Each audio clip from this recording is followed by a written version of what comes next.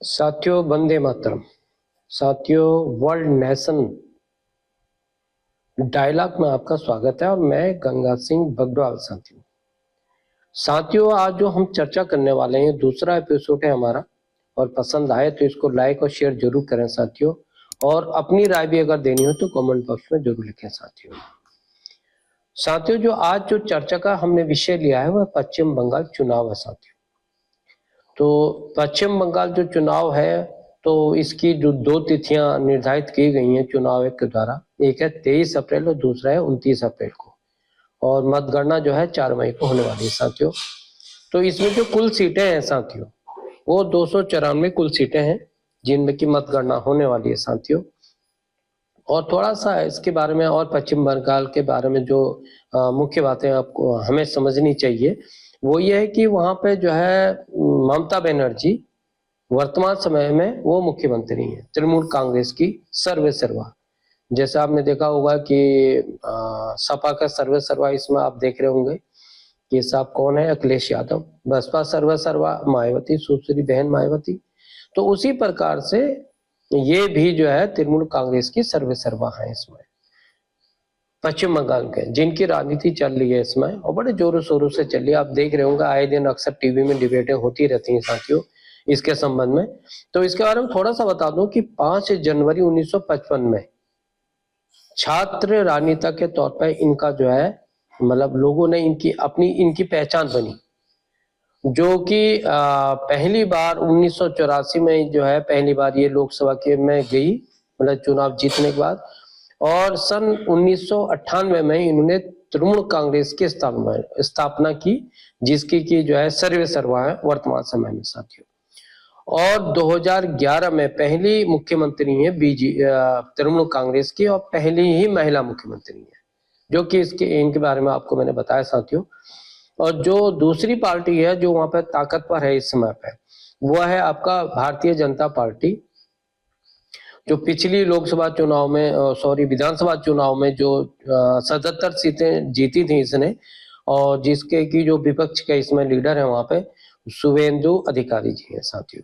ये तो एक संक्षिप्त परिचय हुआ पश्चिम बंगाल में साथियों।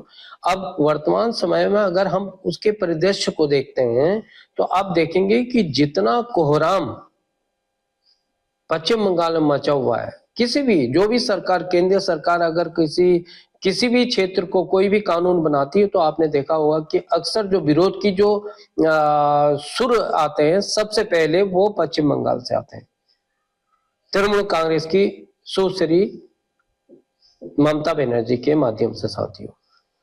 तो ऐसा लगता है, मतलब ऐसा आभास होता है कि हमने खैर उनके बारे में ज्यादा तो नहीं कह सकते, लेकिन ऐसा आभास होता है कि वो मतलब जैसे कि आप देख रहे होंगे जो सत्ता में होते हैं, सत्ता के शीर्ष पद में बैठे अधिकतर जो पार्टियों के नेता होते हैं वही दम और वही इसे चाहिए कि तानाशाह रवैया। मुझे तो यही लगता है ऐसा, अपनी मनमानी चलाना। वो केंद्र सरकार के भी कई नीतियों को मतलब जो है एकदम से विरोध स्वरूप में उसको बोलने में कोई आपत्ति है नहीं साथियों। तो उनकी अगर आप कार्यशैली को देखेंगे तो उनके जो वोट बैंक को देखेंगे तो अभी जो मामला चल रहा है कई मामलों में एसआर के संबंध में है और भी कई मामले हैं, तो वो पुरजोर विरोध करती हैं। उनका जो ध्रुवीकरण है वह है मुस्लिम मतदाताओं को अपने पक्ष में करना, चाहे उसके लिए कितना भी विरोध उनको भी मतलब हिंदुत्व का करना पड़े, जो मुझे लगा मोटा मोटा मुझे लगा। और चूंकि जो सही बात है बोलने में कोई दिक्कत नहीं है। हमें ना ममता बनर्जी और ना ही बीजेपी के उससे मतलब है, ना ही हमें वहां के जो पहले शासन जिनका रहा है, आपने देखा होगा भारतीय कम्युनिस्ट पार्टी का दबदबा रहा है। ज्योति बसु ने वहां कई मतलब लगभग 10 वर्ष तक राज किया है, वहां पे एक छत्र राज किया है। लेकिन वो नीतियों को क्यों फेल हुई भाई? भारतीय कम्युनिस्ट पार्टी का जब दर्शन बहुत बेहतरीन था, सब कुछ सही, क्यों फेल हुई? तो उसका कारण ये कि कोई भी पार्टी जब फेल होती है तो उसमें जब गुंडागर्दी होने लगती है, तानाशाही होने लगती है, मनमानी होने लगती है, निश्चित तौर पे जो जनता है वो उसका विरोध कैसे करेगी बताइए? तो उसका विरोध का एक ही कारण है, एक ही तरीका है, और जो कि संविधान देता है वो है अपने मतों के द्वारा, अपने वोट के द्वारा। तो आपने देखा होगा साथियों, लगातार पश्चिम बंगाल में एक समय ऐसा था, हम जब छोटे बच्चे थे तो हम एक समय ज्योति बसु का बहुत नाम आता था, भारतीय कम्युनिस्ट पार्टी का दबदबा था, और जो है कि हम समझते थे कि भाई बहुत बढ़िया है, अच्छी बात है, जनता के लिए, गरीबों के लिए काम करने वाली पार्टी अगर सत्ता में आ रही है, जो गरीबों को सोच रही है, गरीबों के बारे में समझती है और गरीबों के हितैषी है, तो उसको ही सत्ता का केंद्र उसको ही होना चाहिए, मतलब सत्ता पे वो ही बैठनी चाहिए। लेकिन धीरे धीरे आपने देखा होगा वहां की स्थितियां बिल्कुल बदली, और तृणमूल कांग्रेस ने, जो कि कांग्रेस पार्टी में थी पहले, ममता बनर्जी का इतिहास देखेंगे तो पहले कांग्रेस के नेता रही हो, लेकिन उसके बाद उन्होंने स्वयं की पार्टी बनाई, और जो परिदृश्य एकदम से चेंज हुआ, उसका मेन कारण क्या है? उसका मेन कारण हमें समझना है, बहुत जरूरी है साथियों। उसका मेन कारण यही है कि जो वहां के मतदाता थे, जिन पे कि जैसे पहले कम्युनिस्ट पार्टी राज करती थी और उनके हर ब्लॉक में गुंडे होते थे, दबदबा होता था कि साहब वोट किसको डालना है, वोट डालना, पता चला कि केले में है तो केले में ही पड़ना चाहिए, दूसरी पार्टी नाराज है, कोई मतलब नहीं है।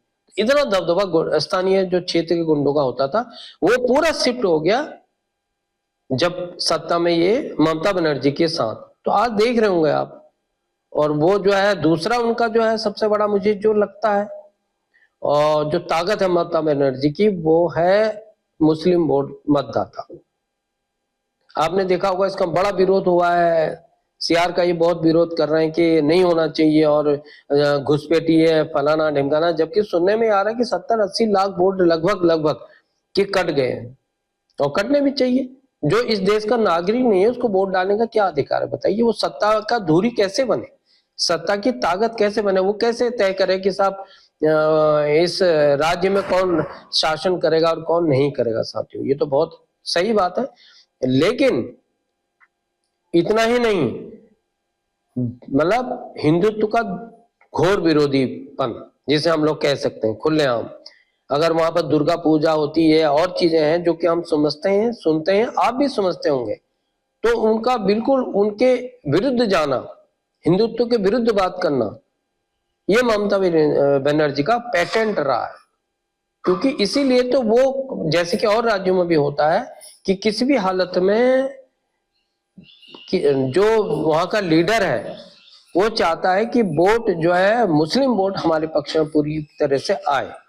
तो वही ममता बनर्जी कर रही है, वही उनके गुंडे कर रहे हैं, आज भी कर रहे हैं। आप देख रहे होंगे अक्सर समाचार आता है कि वहाँ जो है सीबीआई के अधिकारियों पे हल्ला बोल दिया, इनकम टैक्स वालों पे हल्ला बोल दिया, ईडी पे हल्ला बोल दिया। इसका मतलब क्या होता है? इसका मतलब आप समझिए, आप, ये कोई राजनीति थोड़ी है, लेकिन ये तानाशाही है। जैसे पहले राजा लोग करते थे, महाराजा करते थे, नवाब करते थे, तो वही स्थितियां तो हैं।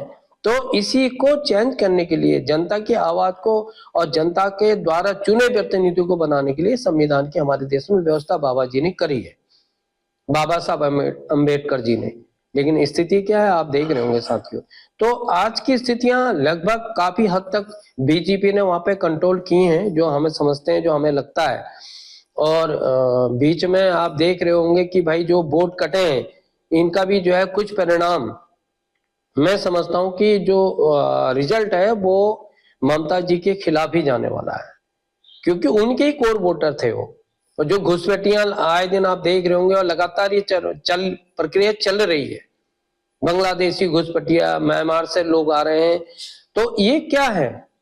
ये इन्हीं लोगों को आगे बढ़ाने के बाद जो है वो सत्ता पे काबिज है, और गुंडे बदमाश उनके निश्चित तौर पे जो है लगे हुए हैं और खूब कमा रहे। जनता तो परेशान है ना वहां की, आप आम आदमी को अगर देखेंगे तो परेशान है। तो वर्तमान समय में बहुत अच्छा मौका है वहां की जनता के लिए। मैं तो यही कहूंगा जो भी इस वीडियो को देखेगा, और कि भाई एक स्वस्थ राजनीति होनी चाहिए, अच्छी सरकार आनी चाहिए जनता के बारे में जिसको सोच रहा है। और राष्ट्र, मैंने बताया, सर्वोपरि है। तो जो राष्ट्र के लिए सोचे, देश के लिए सोचे, और अपने लोगों के लिए बारे में सोचे, तो उस सरकार को आना बहुत जरूरी है। और नेतृत्व परिवर्तन जो इस समय लग रहा है कि लगभग शायद हो सकता है, कुछ है मामला कि जो मतलब लगभग 90% तो यही उम्मीद है कि नेतृत्व परिवर्तन होगा और सरकार चेंज होगी। बाकी तो वहां की जनता है, वो देखती है, वो देखे।